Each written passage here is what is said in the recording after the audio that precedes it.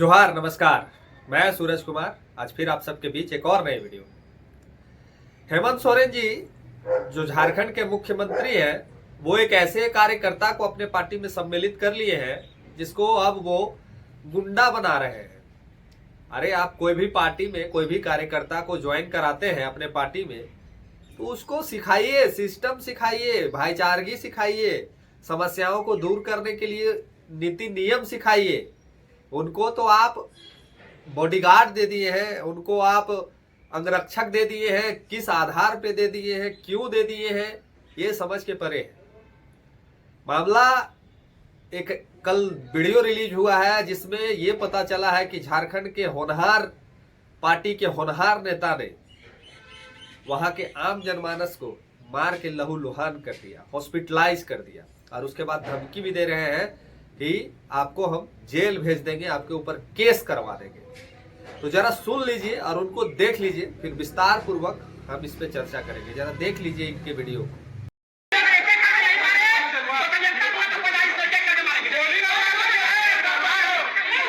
चला रहे वो और ग्रामीणों को बहुत दुष्टचार से मारना पीटना उसका काम हो गया है।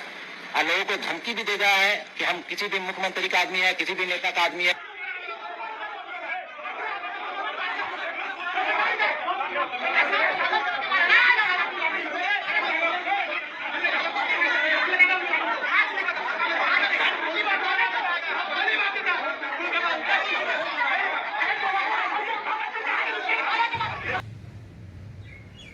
अब आप मुझे बताइए, माननीय मुख्यमंत्री जी से मैं पूछना चाहता हूं कि क्या आप इस पार्टी को सीज किया, जितना बड़ा पार्टी बनाया है, झारखंड की सबसे बड़ी पार्टी बनाए हैं, और आपके एक होनहार नेता ने अपने ही गांव के, अपने ही टोला मोहल्ला के कार्यकर्ताओं को, नेताओं को, नेता तो चलिए उनको नहीं कहेंगे, कार्यकर्ता, आम ग्रामीण, आम जनमानस को मार के लहूलुहान कर दिया। बॉडीगार्ड उनको आप दे दिए हैं, किस आधार पे दे दिए हैं, ये तो झारखंड की जनता को समझ में ही नहीं आया। कौन सा काबिलियत और कौन सा वो जंग जीत के पहुंचा था आपके पास जो आप उसको बॉडीगार्ड दे दिए हैं। हम लोग जेड सिक्योरिटी की मांग कर रहे हैं तो आप बोलते हैं कि नहीं, नहीं होगा, नहीं होगा। दो चार और बॉडीगार्ड की बात करते हैं तो चलिए जेड सिक्योरिटी ना मिले, लेकिन अनूप सिंह के तर्ज पे 8-10 बॉडीगार्ड तो आप दे ही सकते थे। लेकिन आप तो माननीय टाइगर जयराम महतो को बॉडीगार्ड देंगे नहीं। आप एक ऐसे व्यक्ति को बॉडीगार्ड दे दिए हैं जो कहता है अपने बॉडीगार्ड के, अरे गोली मारो, मार दो साले को गोली। अरे नेता बनना है, गुंडे बनना है तो कम से कम वैसे जगह पे बनो जहां कोयला चोरी हो रहा है। गुंडे बनना है, नेता बनना है तो वैसे जगह पे बनो जहां बालू चोरी हो रहा है। बाहुबली और शक्ति का प्रदर्शन करना है तो वैसे जगह पे करो जहां आदिवासी भाइयों का जमीन लूटा जा रहा है। तो ये गुंडा कहाँ बन रहे हैं, ये नेता कहाँ बन रहे हैं, आप जानिएगा तो दंग रह जाएगा। गुंडा नेता बन रहे हैं अपने गांव घर में जो ग्रामीण होते हैं। और खास करके एक बहुत महत्वपूर्ण बात कि जो अल्पसंख्यक भाई है, जो मेरी बात से कुछ इसके बारे में जब हम पहले बोलते थे तो अल्पसंख्यक भाई को तकलीफ लगता था।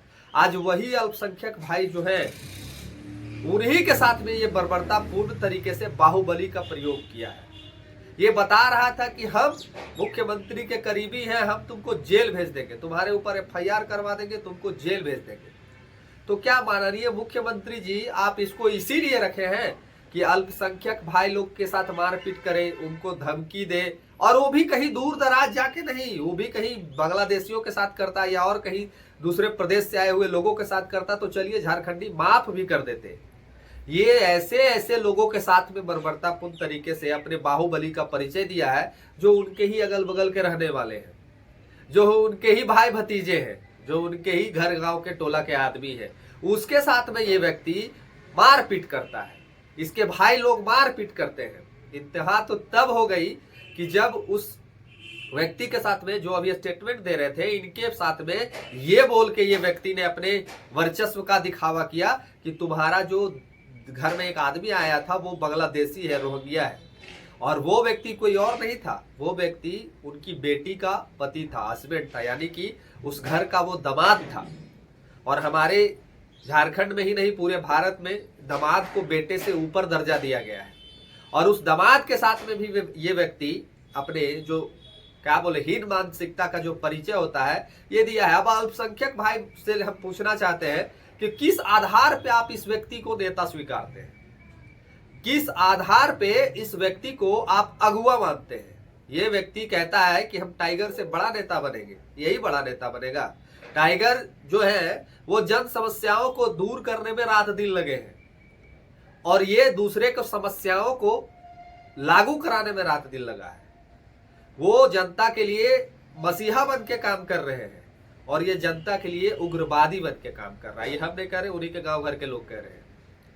वो जनता दरबार लगा के समस्या को दूर करते हैं और ये अपने ही गांव के लोगों के ऊपर लाठी बरसा के धमकी देता है कि तोरा जेल करवा देंगे, तोरा ऊपर केस करवा देंगे। तो किस आधार पे अल्पसंख्यक भाई के जो साथी हैं इसको नेता आप लोग स्वीकार रहे हैं? किस आधार पे अल्पसंख्यक भाई के जो लोग हैं इस जेएमएम सरकार से क्या अपेक्षा रखते हैं? मुख्यमंत्री के सामने में एक बहुत बड़ी विडंबना खड़ा हो गई है। अल्पसंख्यक जो लोग हैं वो कहीं ना कहीं जेएमएम और इंडिया गठबंधन के एक बहुत बड़े वोट बैंक के रूप में देखा जाता है। अल्पसंख्यक भाई को हमेशा जेएमएम अपना वोट बैंक समझा है।